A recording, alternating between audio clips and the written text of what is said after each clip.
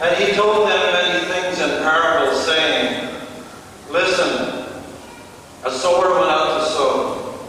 And as he sowed, some seeds fell on the path, and the birds came and ate them up.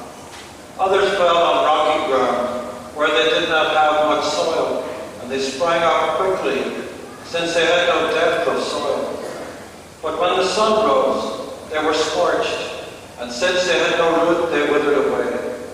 Other seeds fell among the thorns, and the thorns grew up and choked them.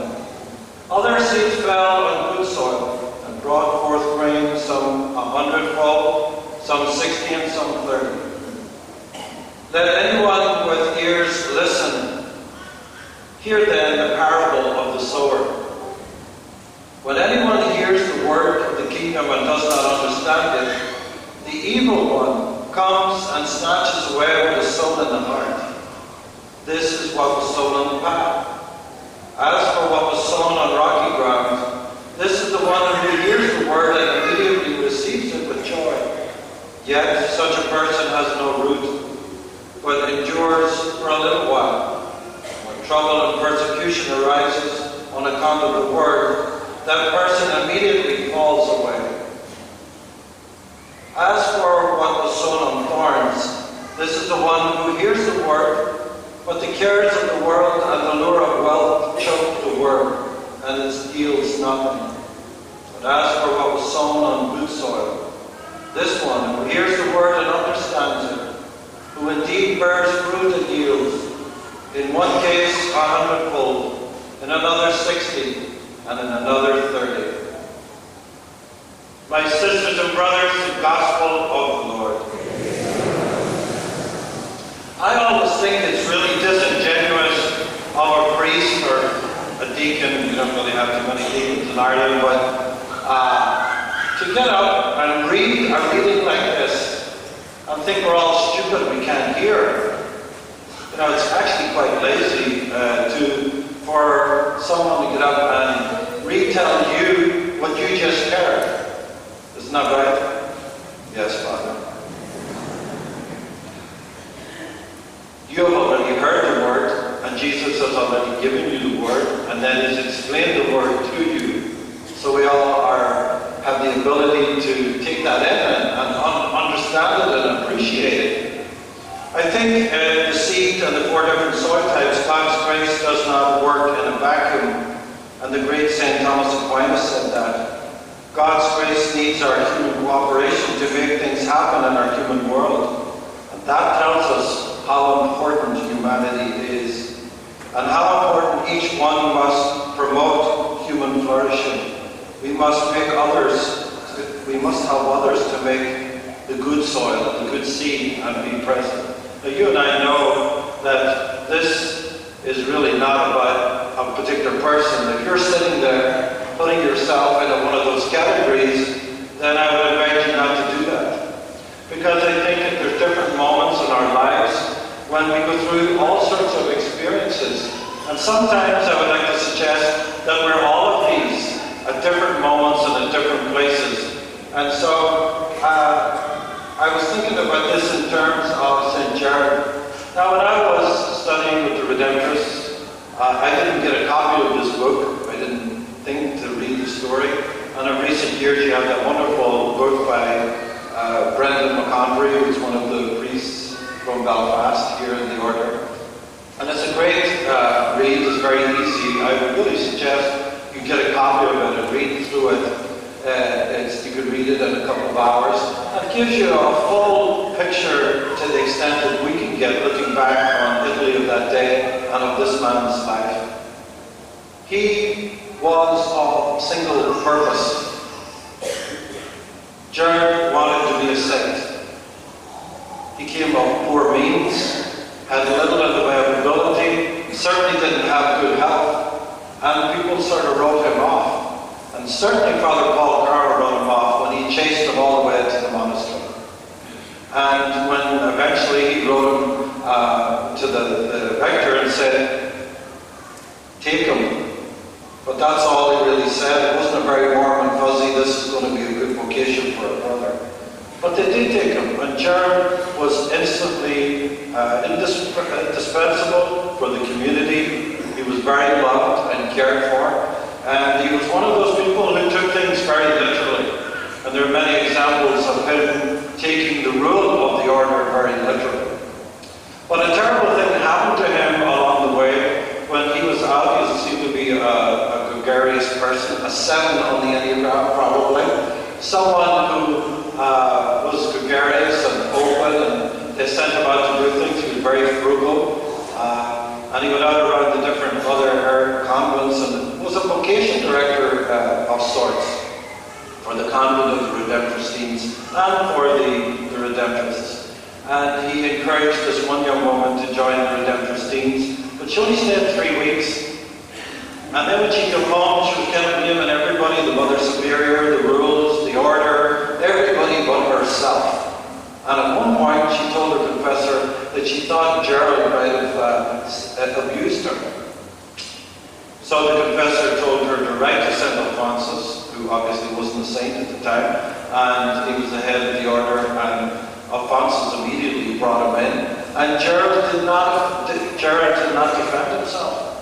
In fact, his thinking was that as Jesus stood before Pilate and didn't defend himself, he needed to do the same as Jesus. He wanted to be Christ-like and a saint. So he ended up getting a terrible punishment of not going to communion, which nearly broke his heart, and having to stay inside the monastery. Only after a while did this woman recant and realize the error of her ways, and when the letter was sent to St. Alphonsus, he brought him in front of him and asked him why he was so silly not to have told the truth in this regard, and he explained himself to St. Alphonsus. This man lived a very short life, and I think if I was in the community with him, I probably would be one of those thinking he's too pious, and who does he think he is? But we've had a few of those in the order, haven't we, Father John, over the years? Not you, of course, just other people. And but he lived a very holy life and a very pious life and a very Christ-like life in his few years. And when he eventually succumbed to the tuberculosis that he had, he was the acclaim of the people. That means in Ireland, long before the Vatican ever existed, we had saints, didn't we? Do you think St. Patrick wrote to the Vatican and wanted to be a saint? The Vatican didn't exist. Sainthood was the proclamation of the people of God, which is all of us, when you recognize holiness. And so the people around that little Italian village outside Naples, they saw the sanctity of who Gerard was. So never write anybody off, because you never know, you may be standing before a saint, and we are all invited, like Gerard, for the light to shine through us. I want to give you 3 or 4 examples just in our sort of modern understanding, from a little bit of productive soil to all the way through 100-fold. One of the many petitions that we received here that I read out struck me. One of them was a young woman who said, "Please, Sir Gerard, pray for me. I have been addicted to drugs since I was 14. I've done just about everything. I'm 42 years old and have reached the bottom. Please help me." There is the makings of a saint. Someone who has reached the bottom and is reaching to God and reaching out for help and for love. A couple of weeks ago, we have a homeless woman that lives outside the church. My church is on a big major road. And she only arrived within this past couple of months, but she seems to have a lot of issues going on. And when you tell her to move, she will call you everything under the sun.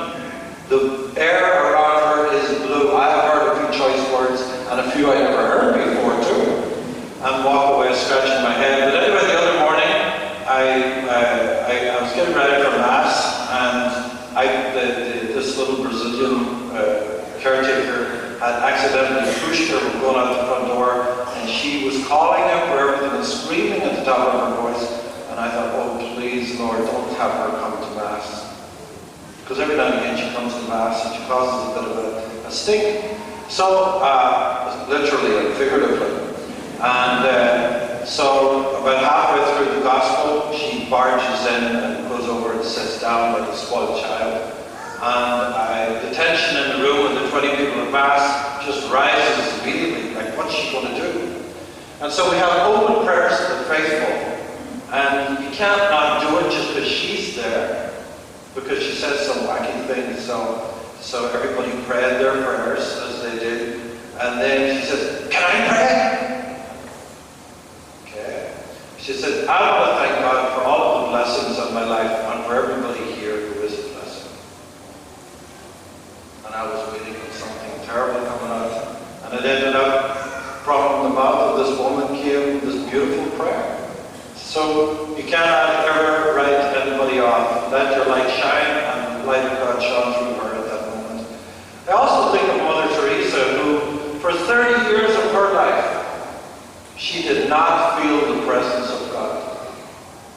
She said her prayers every day. She did her holy hour.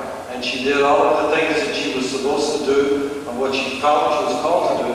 But she did not feel the presence of God for the last 30 years of her life. This dryness or darkness of the soul. But she continued to celebrate her life and let the light of God continue to shine through her, even though she didn't ever get that feeling that you get, like we have maybe gotten by these days in the Novena.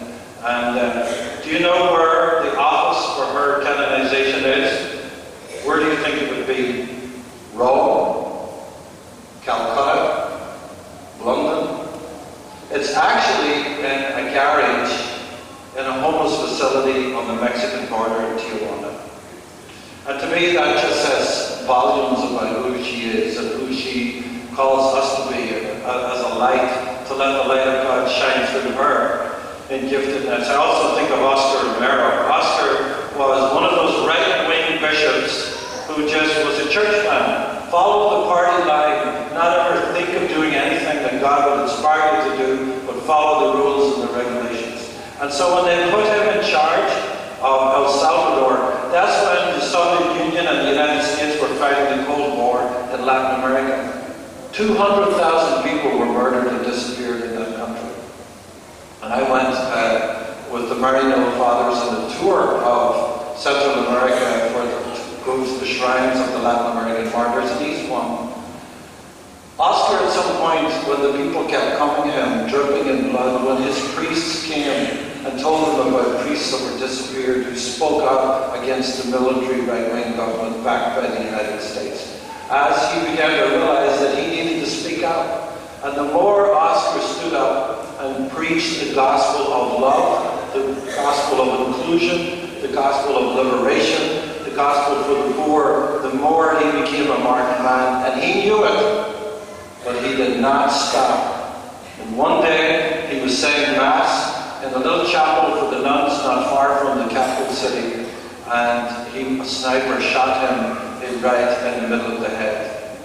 Oscar knew what was happening, and he knew that one time he was a marked man, but he needed to continue to be the person who God called him to be, even though it was a little later in life. And I got to say Mass in that chapel with the other priests, and we stopped at that moment in the Mass near the consecration at the spot where Oscar was shot. It was probably one of the most emotional moments of my life as a priest, or just as a human being, was to just be there and be in the presence of holiness.